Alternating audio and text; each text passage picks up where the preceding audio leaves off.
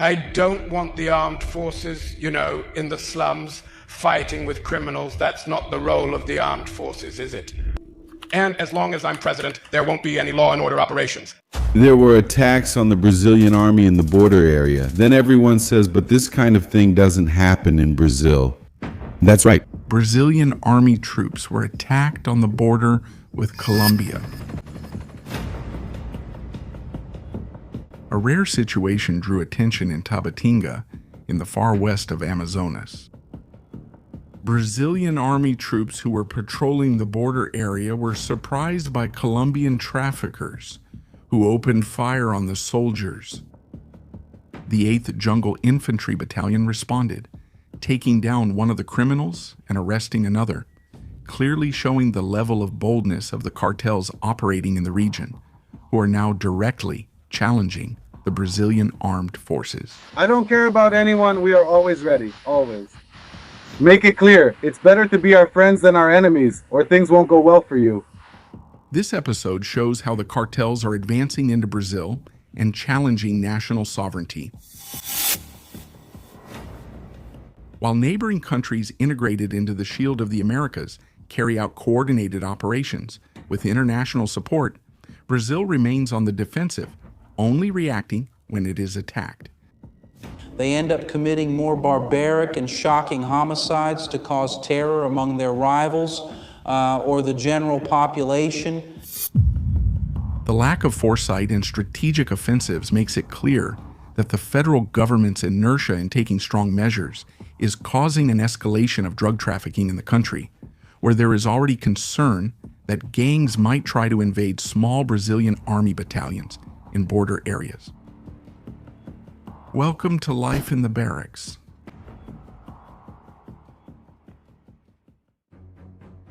The attacks on the Brazilian army at the border with Colombia show how the policy of inaction directly compromises national security. By not recognizing the cartels as narco-terrorists and by stating that the armed forces should not fight criminals, the current government of the country creates room for Brazil to become a refuge for gangs and traffickers fleeing repression in neighboring countries.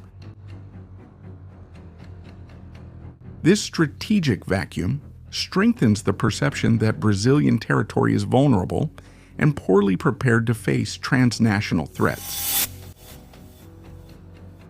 With lenient laws and often flawed enforcement, criminals find fertile ground to expand their operations. The border areas, especially the forest regions, become open corridors for drug and arms trafficking, putting not only the local population at risk, but also national sovereignty.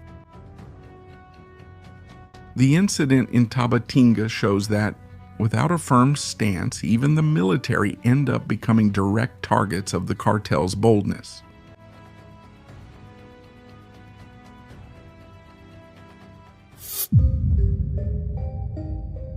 Brazil has armed forces with a large number of personnel, various equipment, and expertise in jungle warfare operations and monitoring. However, this structure is not used to support the fight against organized crime, leaving the responsibility almost exclusively to the regional police, who often do not have enough resources to confront powerful factions. This lack of integration between military and police forces creates a scenario of vulnerability that the cartels know how to exploit very well. If there is no change in attitude, the country will continue to witness the advance of drug trafficking in its territory, while neighboring countries that are part of the Shield of the Americas move forward with coordinated operations and international support. Brazil runs the risk of becoming the weakest link in the region, attracting even more criminals and compromising the safety of millions of citizens who already live under the shadow of violence. As if what the Brazilian people already face at the hands of factions like the PCC and the Red Command weren't enough, now we also see Colombian and Venezuelan factions operating within the country and gradually expanding their reach. And at the center of the dispute is a criminal organization the Tren de Aragua. A Venezuelan faction that spreads violence across several countries: Colombia, Ecuador, Peru, Chile, and now also Brazil.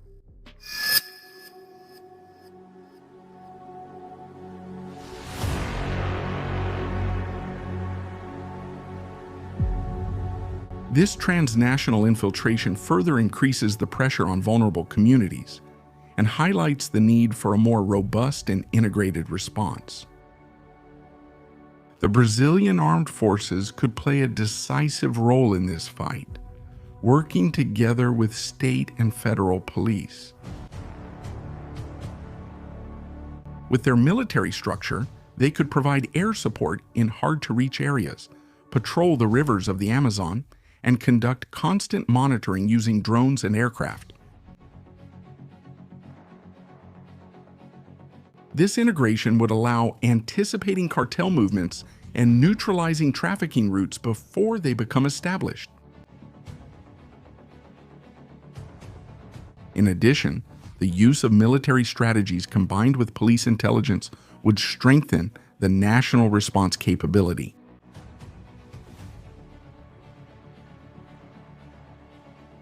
Joint operations, the use of high-precision weaponry, and technological surveillance could turn the border into a real barrier against the advance of foreign factions.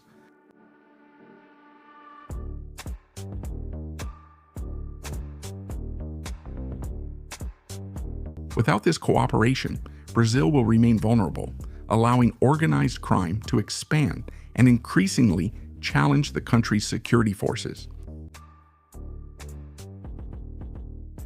The attacks on the Brazilian army at the border with Colombia reveal an alarming situation. Criminal factions no longer show fear in the face of the armed forces, prolonging confrontations for days and even threatening to invade special border platoons.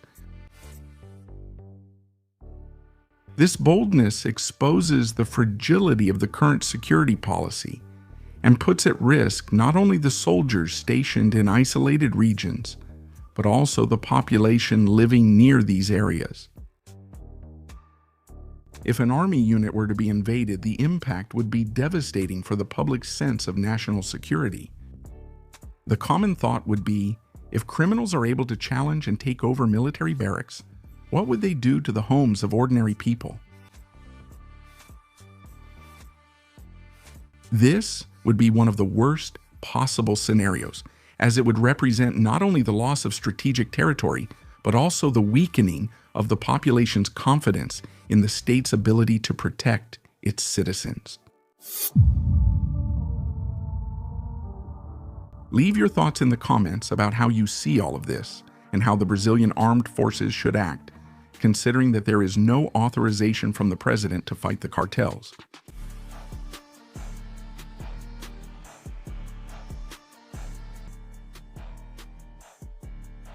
Here at Life in the Barracks, you stay up to date with everything happening in the military world. Leave a like, subscribe, and watch one of the videos appearing on your screen. Forward, fighters! See you next time.